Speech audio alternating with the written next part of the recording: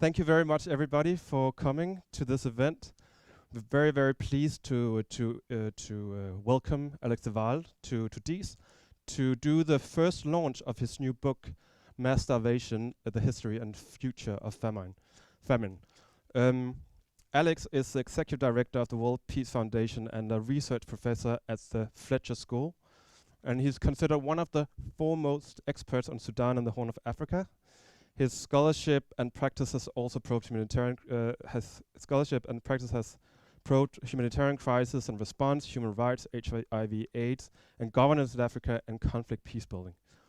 We're also very, very pleased to welcome Andreas Hansen to this event. He's working for the World Food Program in Rome and has before that worked in Somalia for a couple of years for the same organization. Professor de Waal's talk today is a launch of his new book, as I just said, which explores the history of modern famines, their causes, dimensions, and why they ended. I would leave it to Alex to delve into the argument of the book, but it's certainly topical. Just in November last year, the World Food Program here in Copenhagen, in the UN city across the street, held a seminar on hunger and conflict, and certainly there is an awareness that hunger and conflict are intimately connected. Drought is logically one of the main drivers of a famine, but studies show that it's not the lack of food that have caused them. In Somalia, as in South Sudan, Nigeria, and Yemen, what is needed is to find long-term solutions to conflicts, ongoing conflicts. And this, of course, requires investment into conflict prevention and stabilizing efforts. Alex's talk will be followed by Andreas, who will provide a practitioner's perspective on the book and on Alex's talk. And this will be followed by opening for questions from all of you. I'm sure that you will be interested in joining the discussion. And then we will continue with a cup of coffee after the seminar out in front, so we will have a chance to have a little bit more of an informal conversation. So without further ado, Alex, the floor is yours.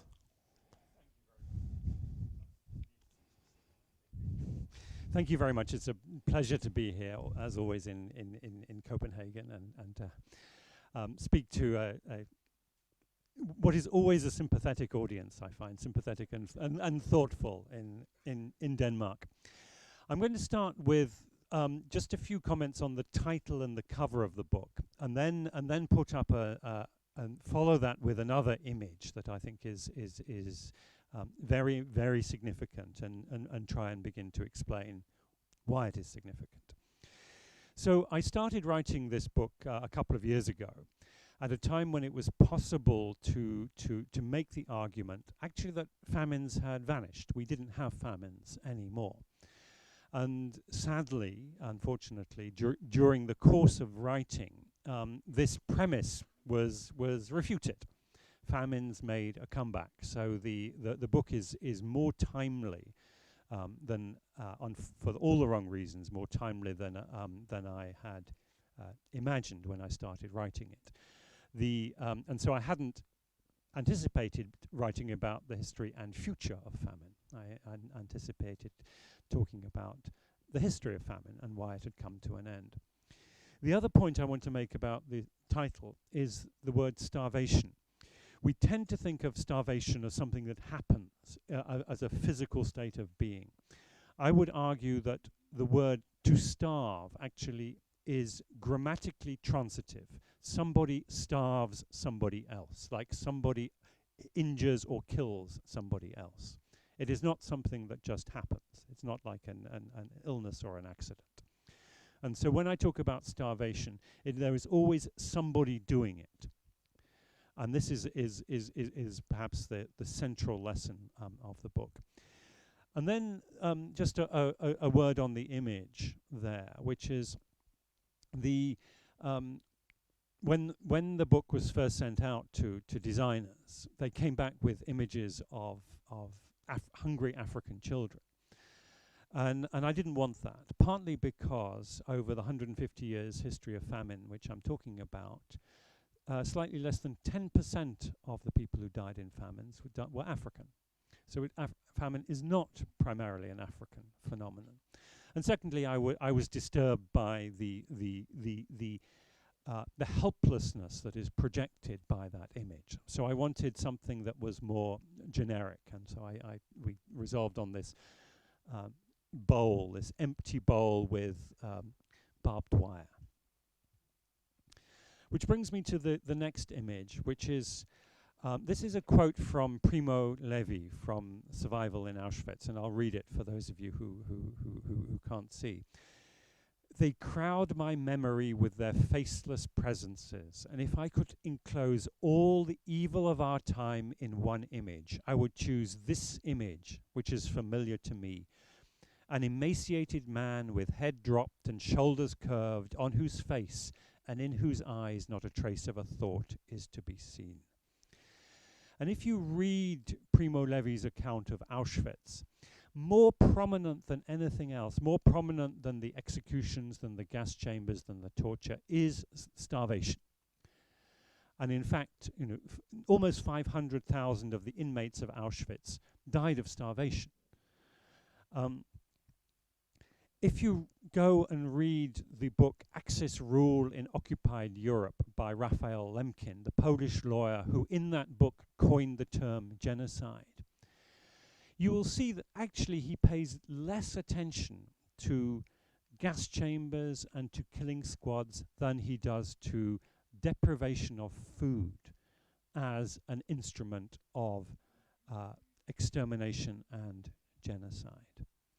And it's an interesting thought experiment. I mean, I'm sure that if we were to go out in the streets, if we were to ask ordinary people, what is your image of famine? They would have come up with an image like these images I got from Google.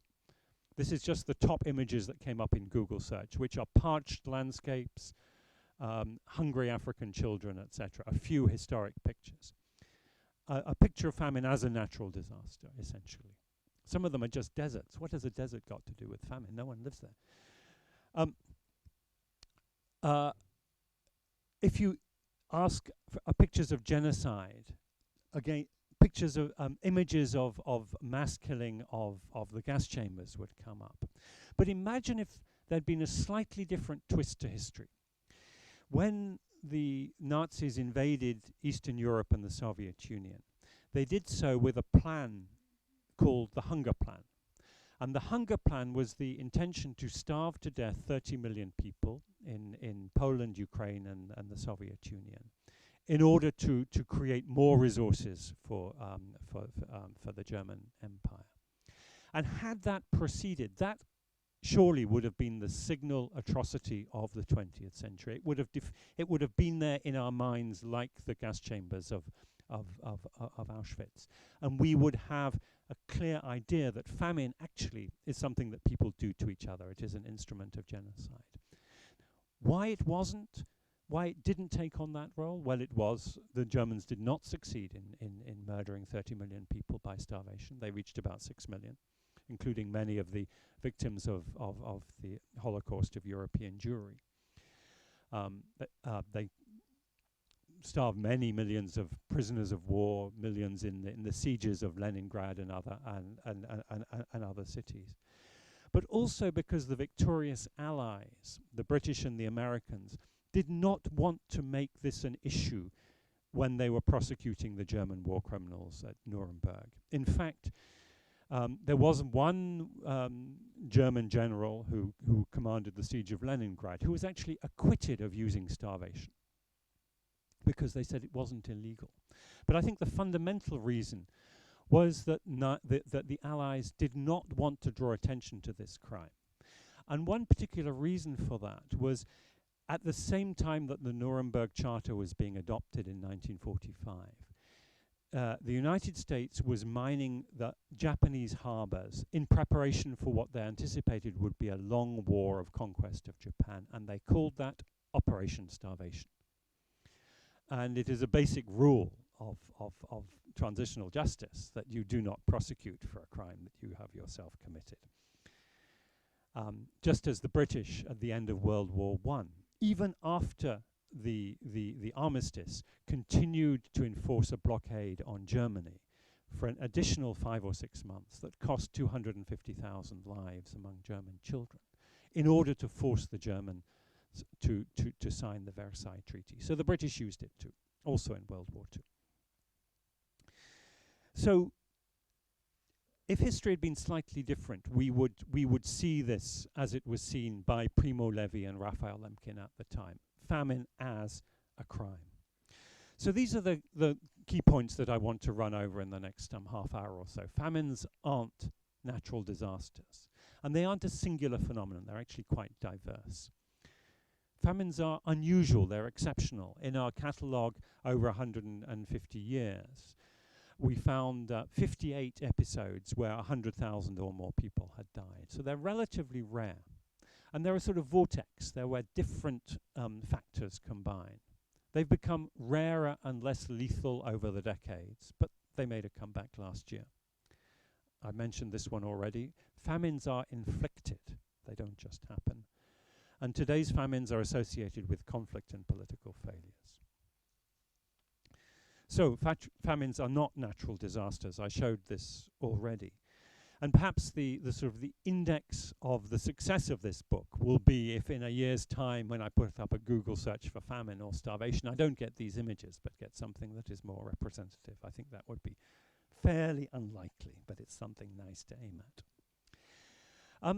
But having said that,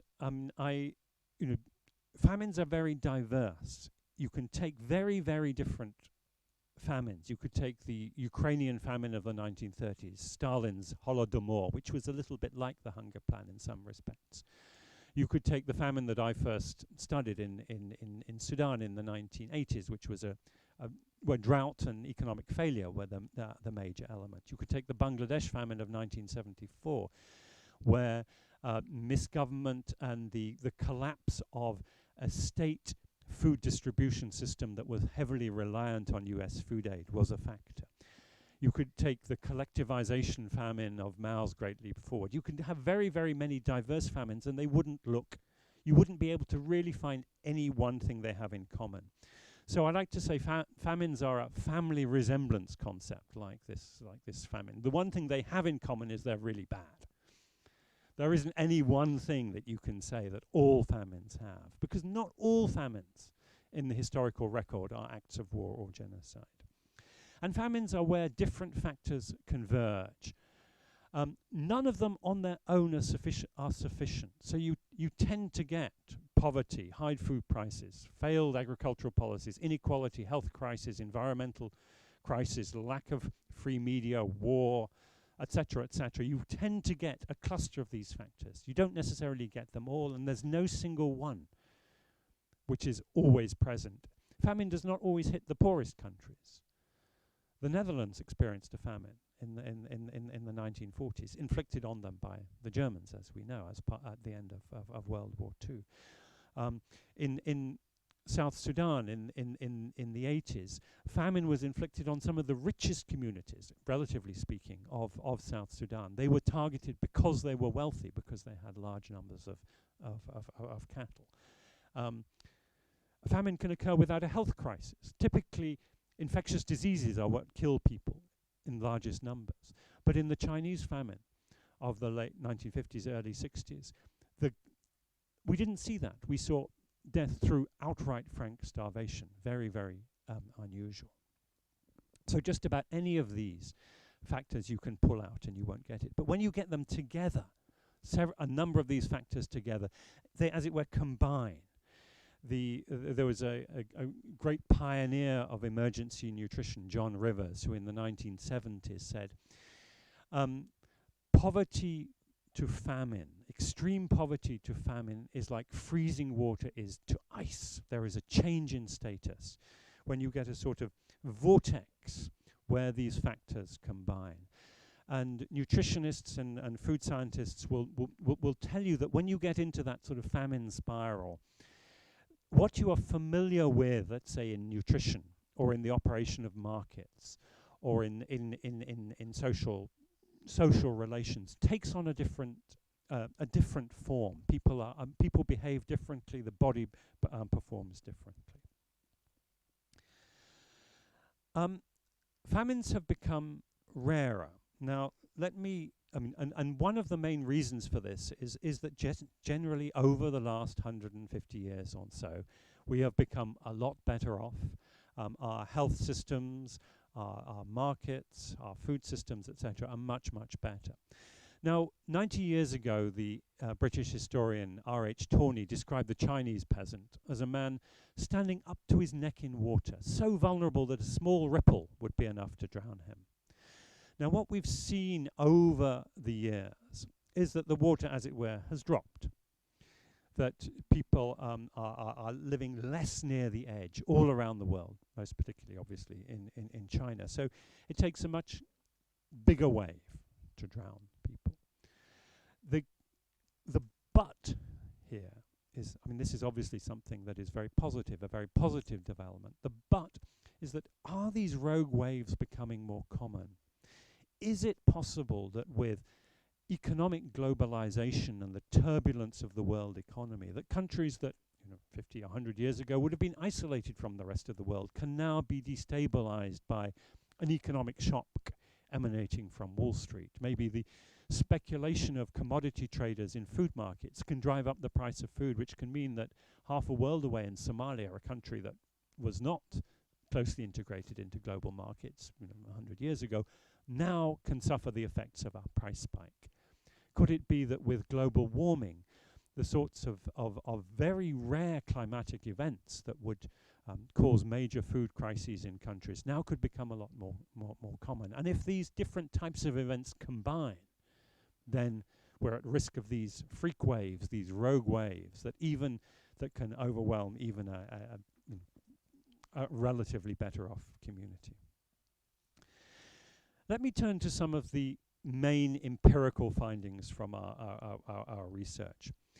The database goes back to 1870. This chart goes back just 100 years, just over 100 years. It's the number of incidents of famine and forced mass starvation. These are cases where 100,000 people or more are known to have died. In the Q&A, I can talk about the methods, about how we made these estimates. And what you'll see this starts in 1910, teens here. You'll see a big peak in the 1940s, but a lot of fluctuation, not a huge decline.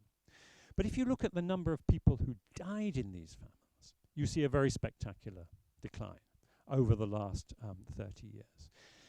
Basically, between 1870 and 1870s and the 1980s, about 10 million people died every year in famines worldwide. Since the 1980s, it has been a fraction of that. Less than 10%, probably about 5% of that. That's a huge achievement. And I want to come back to that achievement. But the basic lesson from that achievement is it's something very precious that perhaps we haven't fully recognized. Perhaps those of us who are concerned with the state of the world and with humanitarian crises get too focused on the crisis of the day, to be able to step back and say, hold on a moment. Compared to where we were 40 or 50 years ago, the crisis of the day today is a lot less severe in terms of the numbers of people who are dying than it was for an earlier generation. Maybe in our readiness to criticize our humanitarian efforts, we're missing actually a much bigger story, which is they are something that has been very successful. Let me make a side note here, which is that's that same graph of numbers of people who died in famine, plotted against world population, the green bars. The overall world population has gone up from about 1.3 billion to about 7 billion today. And meanwhile, the risk of dying from famine has gone down precipitously.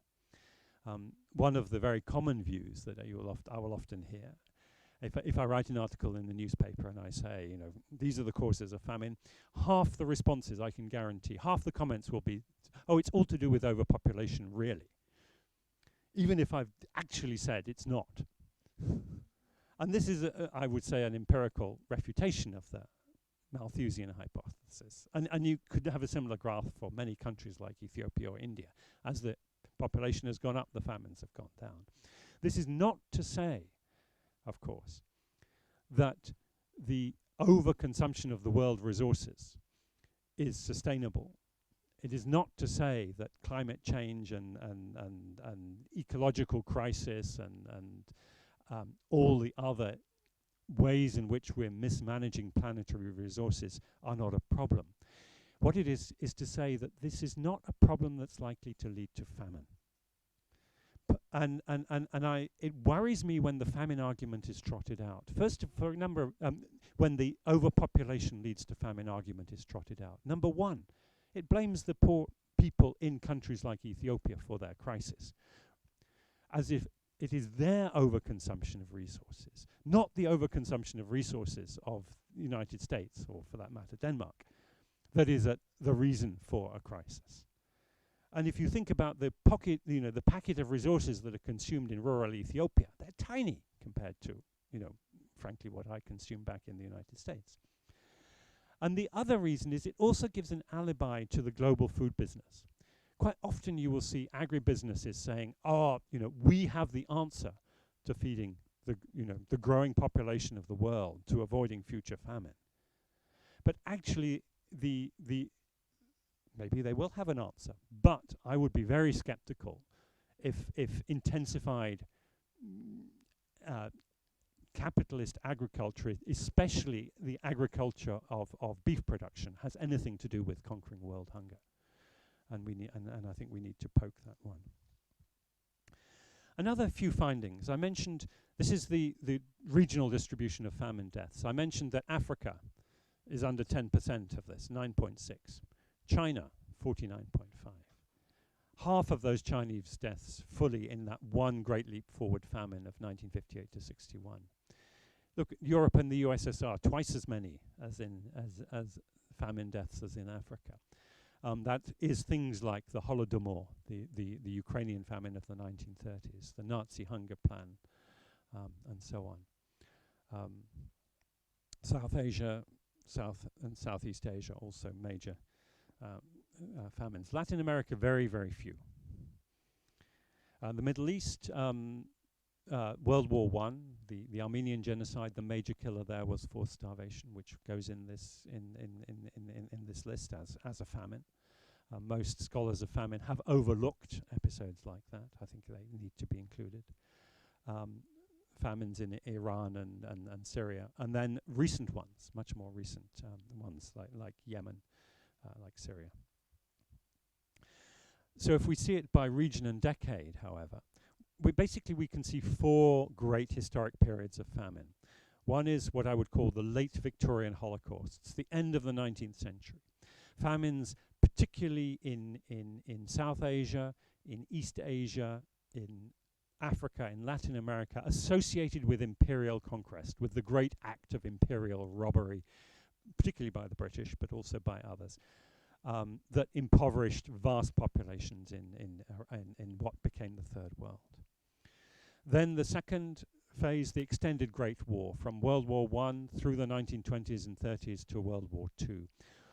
Famines of extermination, genocidal famines, especially in Europe, and also in the Far East, in China, associated with the Chinese Civil War, with World War II, etc. And so you see this massive famine mortality in Europe in this period. Third period is the post-colonial totalitarianisms, especially of Asia. The great famines in China, in Cambodia, and then an outlier. Well, let me give two outliers. One is the Ethiopian famine of 85, which was really much more characteristic of the Asian famines being inflicted by a highly authoritarian communist government. And the North Korean famine of the 1990s, which is very similar to the Great Leap Forward famine, or in some respects, the Year Zero famine in Cambodia. And then the final thing, the final period is as it were the humanitarian emergencies, the complex emergencies in Africa and the Middle East of the last 30 years, which have killed very, very many fewer people, but are the problems that we have to grapple with today. And then another classification of famines. Again, this time this is not the numbers of people who died, but the number of incidents. And what you will see is that this pale color here, this is armed conflict, the numbers of famines associated with armed conflict. And you will see obviously in the middle period, the extended Great War, the great majority were, and more recently, they all were. Very few occur in the context of no conflict or repression. Those who did were in the 19th century, particularly in East Asia, and one or two interesting cases in the 1970s, like the Maharashtra famine in India. The great majority of famines associated with either repression or armed conflict. And then, just running through the main findings, then we did another thing, which was a fourfold classification of political intent.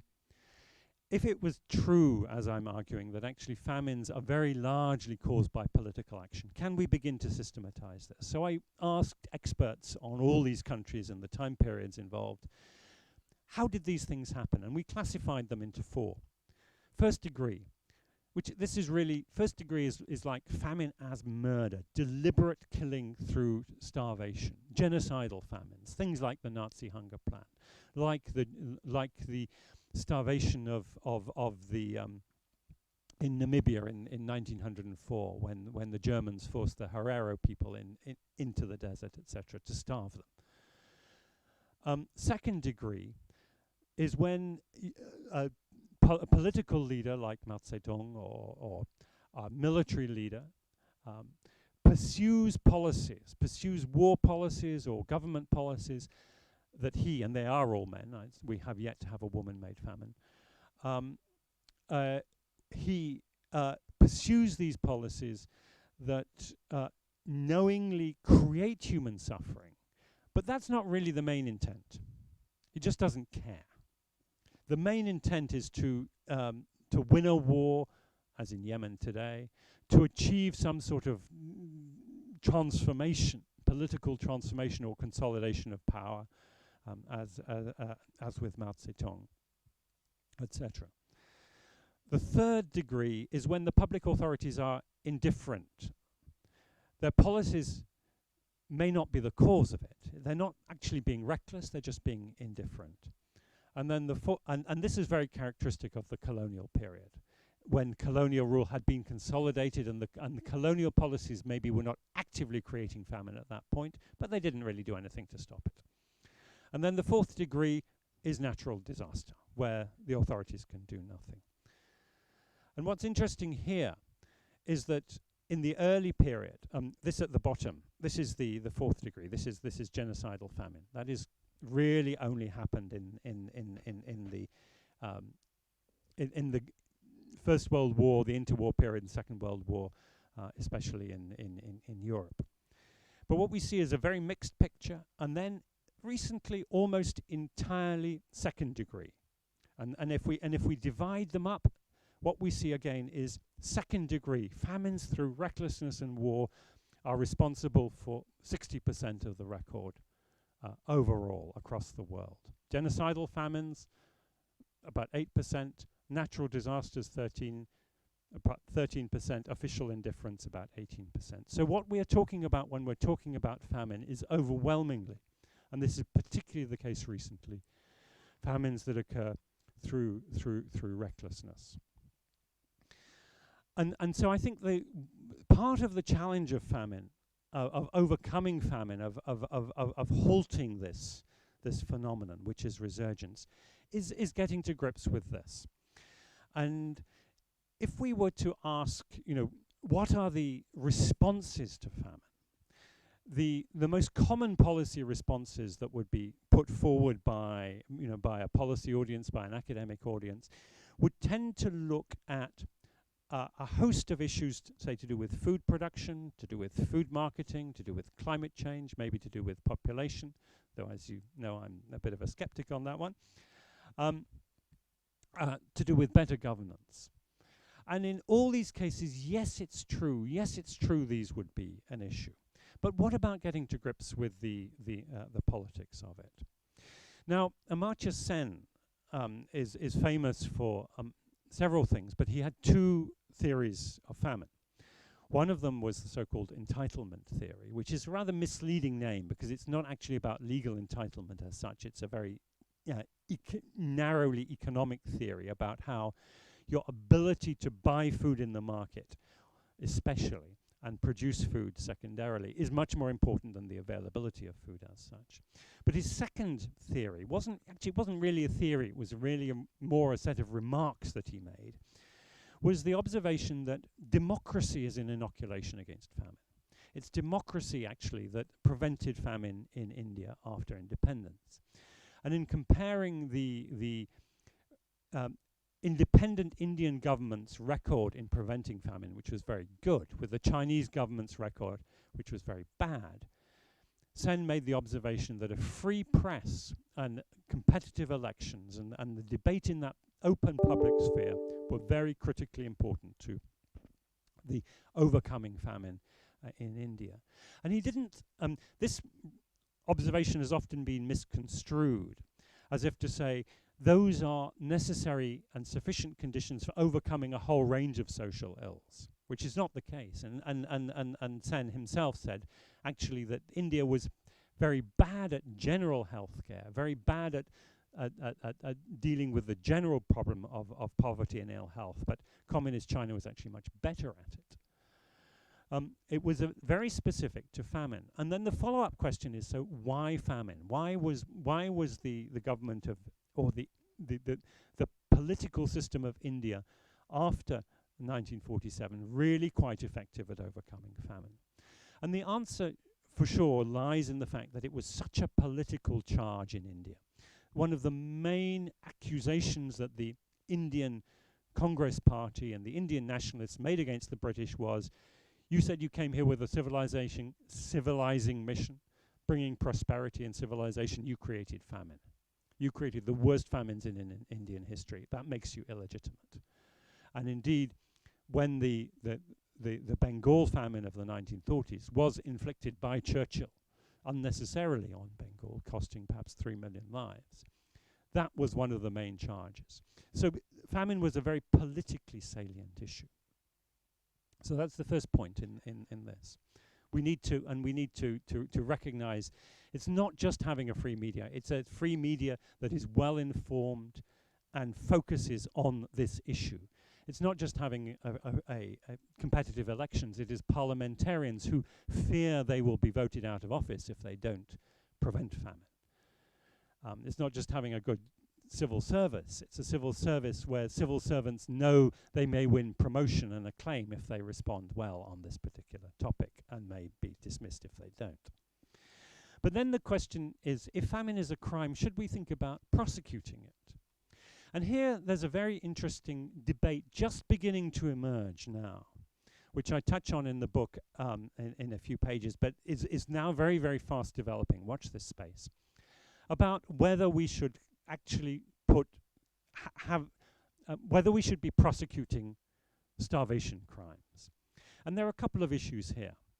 A first issue is on what legal basis? Because remember, back in the days of Nuremberg, the German High Command were acquitted of using starvation on the grounds that it was not unlawful. It may have been disagreeable, but it was not unlawful. Well, the law has moved on since. The Geneva Conventions do, especially the additional protocols of 1977, do prohibit starvation. But they do in a fairly leaky way. There are ways around it. The crimes against humanity could be invoked. The mass starvation of people should be count as a crime of extermination or a crime of inflicting inhumane conditions on people. Surely there are enough bits and pieces in the law that if pressed, you could bring a prosecution. But it's interesting, in a few cases there have been opportunities for prosecutors to do this. In Ethiopia, after the overthrow of the Mengistu regime in 1991, the former senior officials who had killed many tens of thousands of people and had inflicted famine on the population were brought to trial, but none of them were tried for famine crimes. There was an extraordinary chambers of the Cambodian judiciary was set up to try the leaders of the Khmer Rouge. This would have thought would be the most fantastic opportunity to try Pol Pot's lieutenants for crimes against humanity, including mass starvation. Wasn't done. And in the Special Tribunal for former Yugoslavia, there were Bosnian Serb generals who besieged Sarajevo and other towns, were also brought to court. And the question arose, could they be prosecuted for causing starvation? The prosecutors didn't push it. And I think there were a lot of questions. This is an unexplored area of law. They're evidentiary questions. So the argument for not pressing the case in the Yugoslav one was, in my view, absurd. It was that it wasn't possible to prove that anyone had died of starvation as a direct result of the actions of the besieging forces under the command of this general. Well, surely just infliction of inhumane conditions would be enough to get a conviction, one would have thought. Starvation is an act more than it is an outcome. But the real reason why these prosecutions were not pressed was that it would require a lot of work by the prosecutors to build a case in this novel legal area. And particularly in the case of Ethiopia and Cambodia, they were under pressure to get quick results. They wanted these guys in jail. And it was much easier to get convictions for standard crimes of murder, etc., than it was for starvation crimes. And also lingering in the background is the question, well, if we begin to prosecute for starvation crimes, then what about the aid workers who are there on the ground? And we think of what happened in Darfur when the ICC, the International Criminal Court, issued an arrest warrant for the Sudanese president Omar al-Bashir, and then immediately thereafter 13 aid agencies were expelled. You wouldn't want to have a successful prosecution for starvation, but at the cost of hungry people not getting fed. So there's a very interesting dilemma there.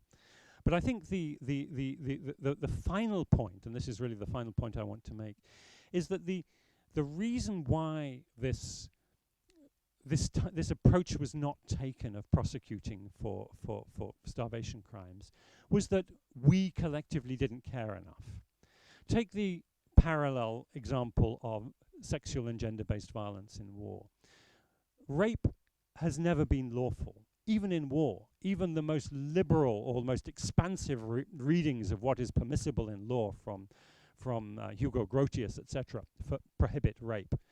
Yet it was only in the last 20 years that civil society, that Western publics, that international publics cared enough about this topic to say we have to stop it, and got prosecutions and convictions as a result. So my argument would be that it is, if we care enough about this issue of famine and these famines through recklessness, these famine crimes, that we can begin to make it politically intolerable for people to perpetrate these crimes. And whether or not they get prosecuted really then is immaterial. We will then have achieved what we want. So, there we are.